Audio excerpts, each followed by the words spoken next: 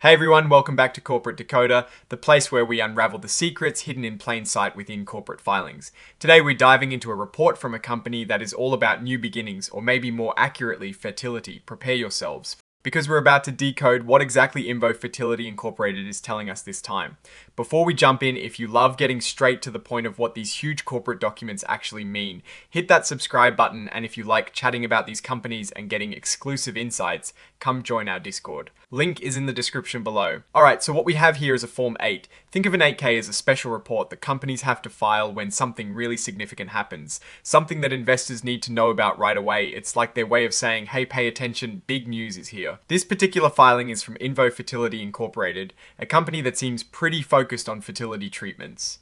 The date of this report is the 17th of November 2025. The main reason INVO Fertility is filing this 8K is to share some important news about their financial results. Specifically, they announced their financial results for the quarter that ended on the 30th of September 2025. This is crucial because it gives us a snapshot of how the company has been performing financially. It is like checking the company's health report card for that period. They've attached a press release to this filing, and that is where all the juicy details about their performance are.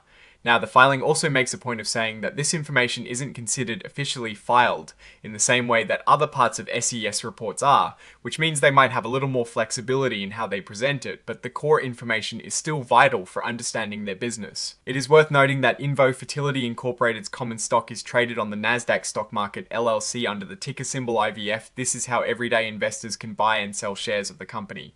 Now, usually an 8K would provide more immediate, event-driven news.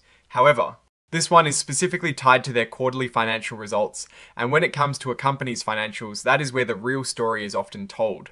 We need to look beyond just the numbers and understand what they mean for the company's health and its future prospects. Unfortunately, this specific 8K filing doesn't contain the actual financial tables directly within the text we're reviewing. It points to a press release exhibit 99.1, which would contain those tables. To give you a true corporate decoder analysis, we really need to see those numbers: the revenue, the profit, the expenses.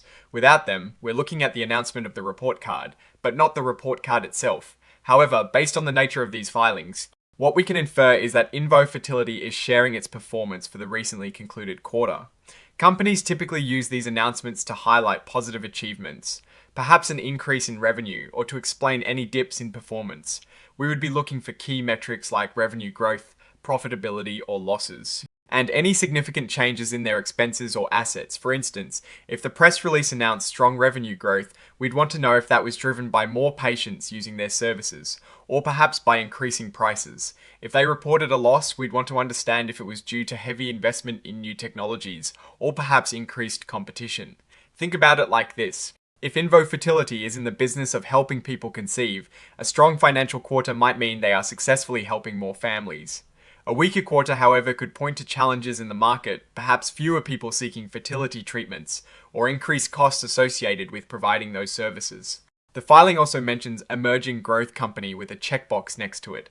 This tells us that INVO Fertility is considered a smaller, newer company under specific CC rules. These rules can allow companies to have a bit more flexibility in what they report and when. It suggests they're still in a growth phase, which often means more volatility and potential for both rapid expansion and significant setbacks. The mention of securities registered pursuant to Section 12 of the Act simply confirms that their stock is officially listed and traded on a national securities exchange, in this case, the Nasdaq. This is a standard requirement for publicly traded companies. So, while this particular 8K is a notification that financial results are being released, the real meat and potatoes would be in that Exhibit 99.1 press release. If we had access to that, we'd be digging into numbers like total revenue, cost of revenue, operating expenses, and net income or loss. We'd be comparing those to previous quarters and the same quarter in the previous year to spot trends. Is the company growing, shrinking, or staying flat? Are their costs under control, or are they ballooning? For a company like INVO Fertility, important indicators might also include the number of procedures performed, the success rates of those procedures, and patient acquisition costs. These aren't always explicitly laid out in the main financial tables, but they are the drivers behind the numbers. The signatures at the end, signed by someone like Stephen Shum, the Chief Executive Officer, are the official stamp of approval. It means the company's leadership is attesting to the accuracy of the information provided. It is their formal commitment that what they are reporting is true to the best of their knowledge. Now, About INVO Fertility Incorporated itself. Understanding their business model is key. They operate in the fertility services sector. This is a field that is often driven by consumer demand, technological advancements, and healthcare policies. The market can be quite sensitive to economic conditions as well, as fertility treatments can be expensive and elective for many. Considering the emerging growth company status, it is likely that INVO Fertility is investing heavily in expanding its services, reaching new markets, or perhaps developing new technologies. This kind of investment often means higher expenses in the short term, potentially leading to reported losses, but with the hope of significant future returns. However, it also carries risks. If these investments do not pan out, the company could face financial difficulties. The main story here, absent the specific financial figures, is that INVO Fertility is communicating its latest financial health update to the public. It is an opportunity for investors to gauge the company's progress and make informed decisions. We'd be looking for any signs of sustainable growth, efficient operations, and a clear path to profitability. Conversely, we'd also be watchful for red flags such as declining revenue, rising debt, or increasing operational costs without a corresponding increase in patient volume or revenue. Ultimately, this filing serves as a regulated channel for transparency. It is the company's duty to disclose significant events, and financial results are among the most critical. For us decoding these documents, it is about filtering out the corporate jargon and finding the core narrative of the company's performance and its long-term viability. Looking at INVO Fertility Incorporated, a company in the growing but competitive fertility market, strong financial reporting is essential. Their ability to translate technological innovation and patient care into consistent, profitable growth will be the key determinant of their success. The emerging growth company designation suggests a period of potential rapid change, both upward and downward.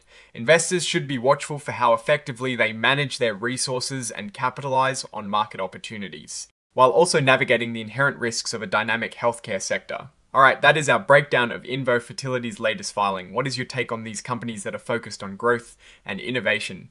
Do you think the trend towards fertility services is a strong indicator of future market success? Drop your thoughts in the comments below. If this analysis was valuable, hitting that like button really helps us out and keeps these videos coming. And of course, subscribe for more deep dives into corporate filings. Don't forget to check out the Discord community linked in the description for more exclusive content and discussions. Thanks for watching. See you next time.